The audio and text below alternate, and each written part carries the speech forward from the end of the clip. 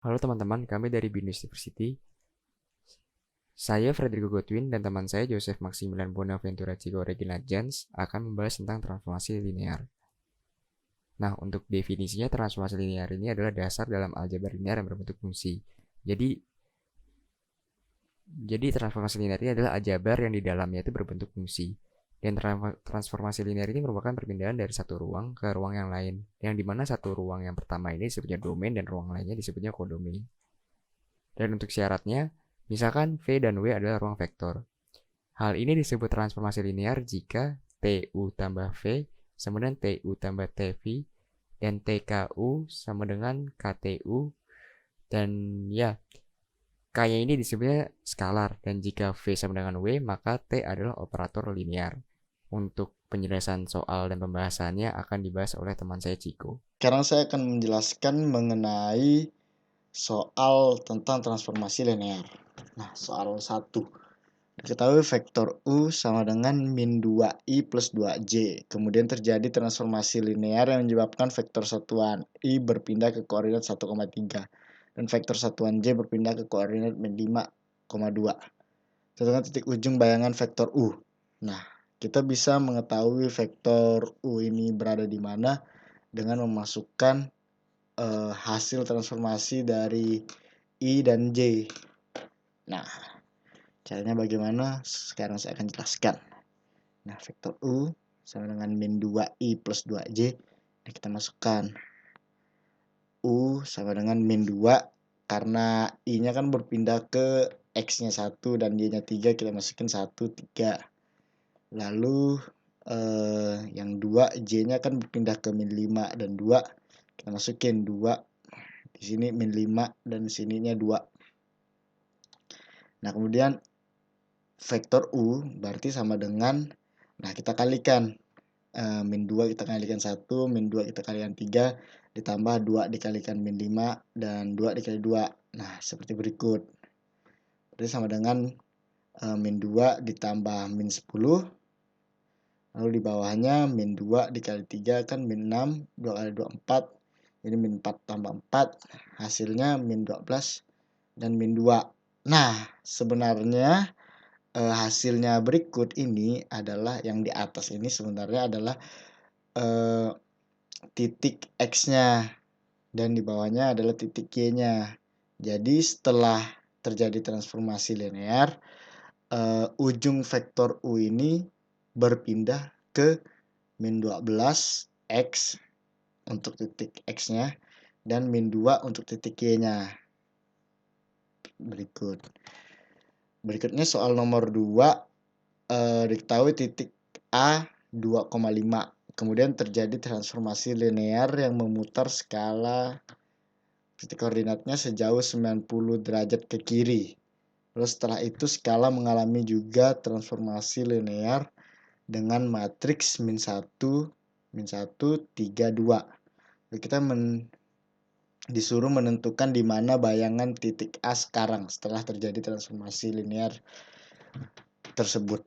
Nah, kalau misalnya transformasi linear dengan matriks kan ya transformasi kedua dikalikan dengan transformasi pertama dahulu, kemudian baru dikalikan dengan titik koordinat dari titiknya tersebut.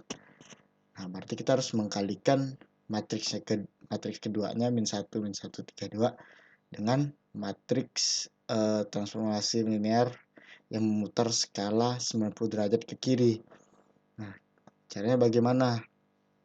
Nah, caranya tinggal kita kalikan pengkalian matriks. Nah, matriks yang memutar skala sejauh 90 derajat ke kiri itu bagaimana sih? Nah, kalau misalnya matriks yang mengubah skala sejauh 90 derajat ke kiri, itu kan kita bayangkan misalnya ada unit vektor I. Misalnya X-nya 1, Y-nya 0. Kan X-nya 1, Y-nya 0. Nah, kalau misalnya dia diputar 90 derajat ke kiri, berarti kan I-nya itu menjadi tegak kan dari yang awalnya dia bentuknya ke kanan, dia menjadi tegak. Lalu koordinat barunya kan menjadi X-nya jadi 0, Y-nya jadi 1. Nah, kalau misalnya dari yang pertama juga kita punya unit vektor J yang mempunyai titik koordinat ujungnya tuh X-nya 0, Y-nya 1. Kalau diputar ke kiri kan, selanjutnya dia kan jadi dari tegak jadi belok ke kiri kan. Kalau belok ke kiri kan dia jadi koordinat barunya tuh menjadi -1 dan 0. Makanya matriksnya 0, 1, -1. Itu di sini yang kolom vektor pertamanya itu adalah kolom dari unit vektor I, dan kolom kedua itu adalah kolom dari unit vektor J yang sudah berubah, sama aja dengan soal yang sebelumnya.